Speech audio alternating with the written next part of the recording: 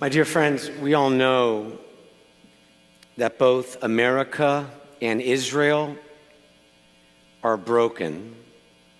I'm going to share something tonight you may not know, those of you watching too. Not about America.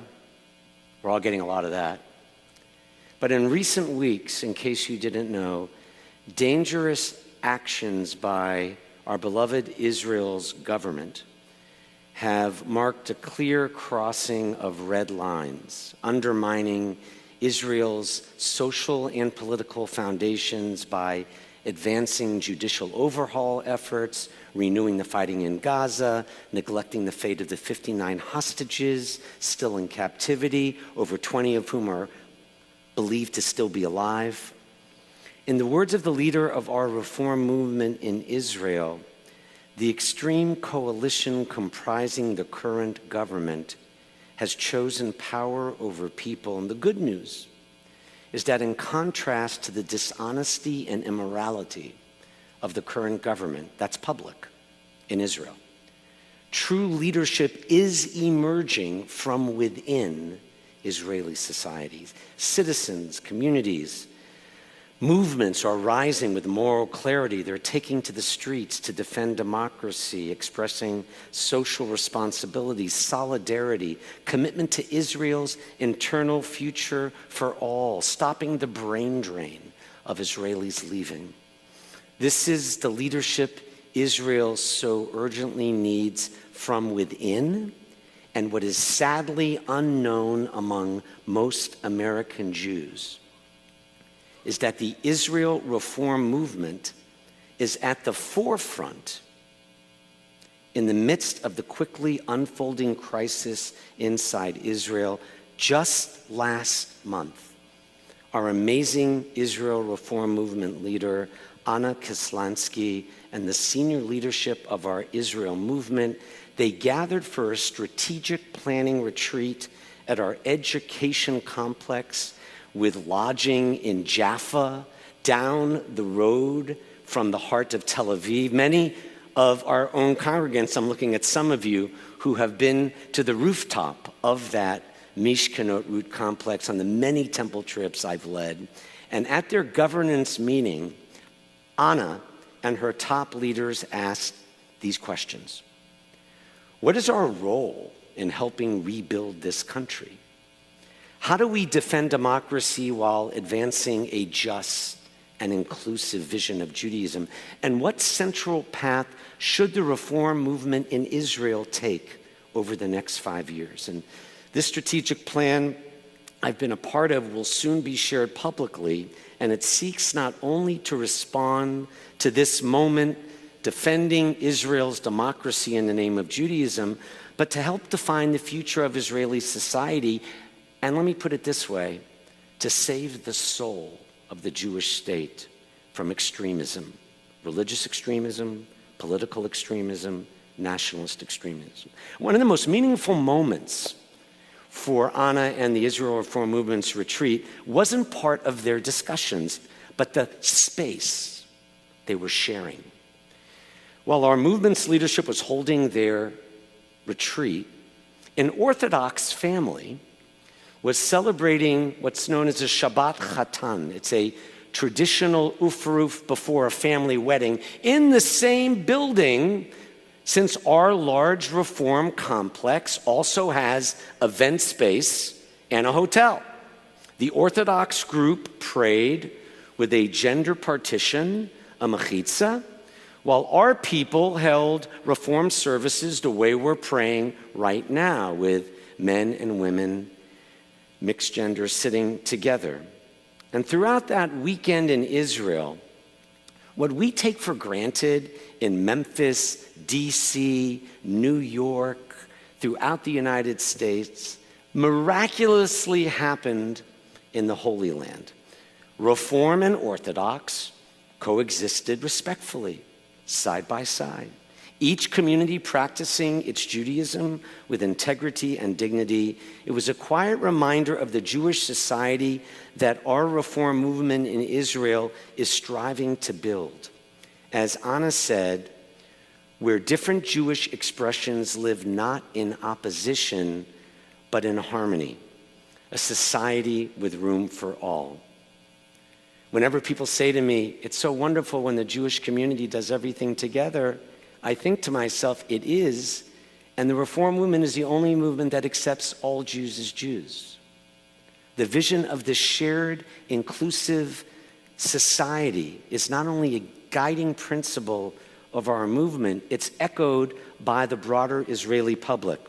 Listen to this public opinion survey late last year on attitudes toward reform in Israel, Reform Judaism. The results were striking, considering that the current government and the ultra-Orthodox media have made smearing, bad-mouthing, vilifying synagogues like this temple the entire platform of their public campaigns. The headline, Reform Judaism is ruining Israel.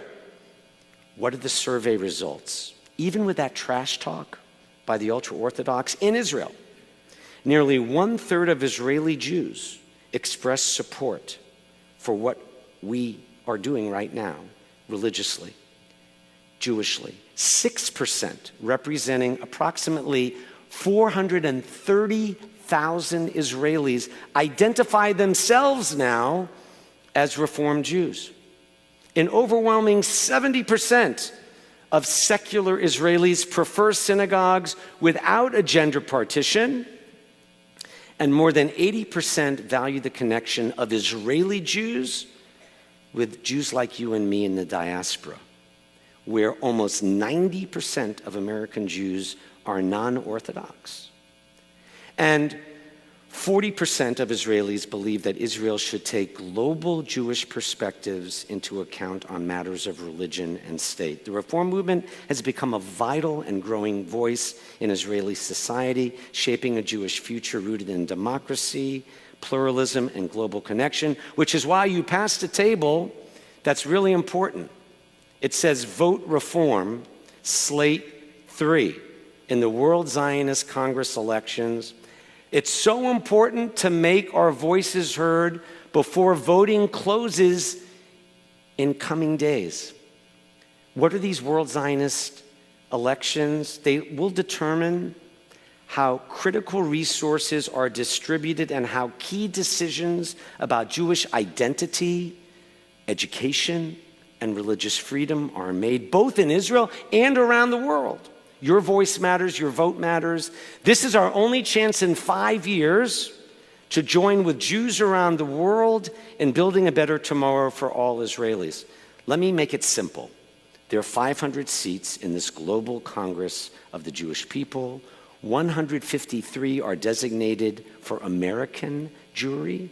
The ultra-Orthodox, who represent a numerical fraction of the American Jewish community, are rallying their small vocal extreme base on a platform of silencing the core values of Reform Judaism: equality, acceptance, tolerance for all Jews. What pains me as a Jewish leader, concerned most about Israel's internal future, is that voting has been open since March.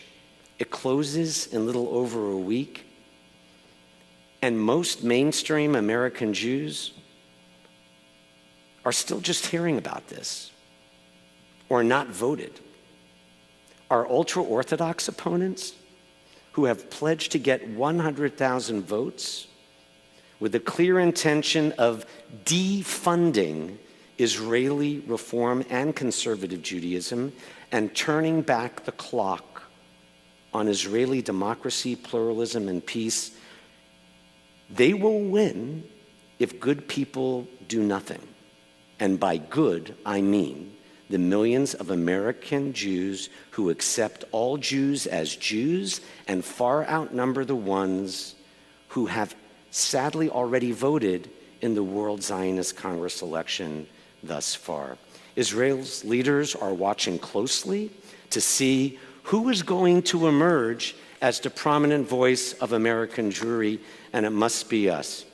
If we, Reform American Jews, vote in large numbers in this election, we can directly impact the funding for rabbis, communities, congregations, values on behalf of the expression of Judaism you and I know. The Israel Reform Movement, by the way, does not receive the kind of funding that the Orthodox and ultra-Orthodox receive from the government. So our standing in this vote will make a very significant impact on the future of Israel internally.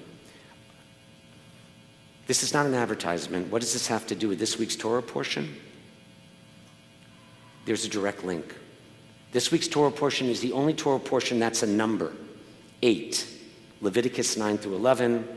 The number 8 refers to the day after 7 days of ordination, Aaron and his sons and priests, and the initiation of the formal worship of Jewish worship that we're doing now. The number 8, one of the most overlooked numbers in Judaism.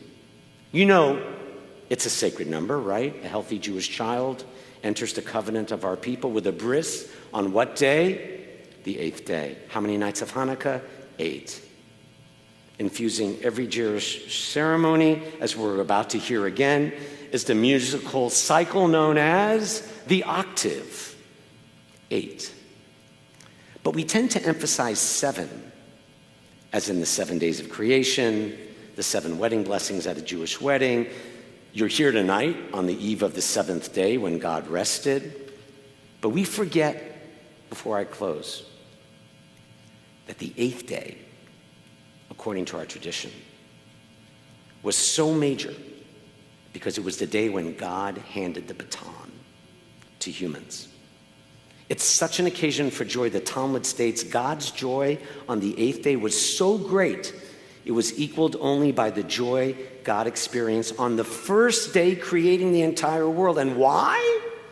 Because it was on the 8th day that God shept nachas, beamed with pride in imagining the divine potential of human beings to live a life of mitzvah, bringing out that divine spark in every man, woman, and child through our actions, encounters, words, and deeds. God may have finished everything and rested on Shabbat, but it was on day 8 when God placed this world and Israel in our hands to build a vision of what God is all about, what Molly read about: love, goodness, selflessness, compassion, unity, and peace.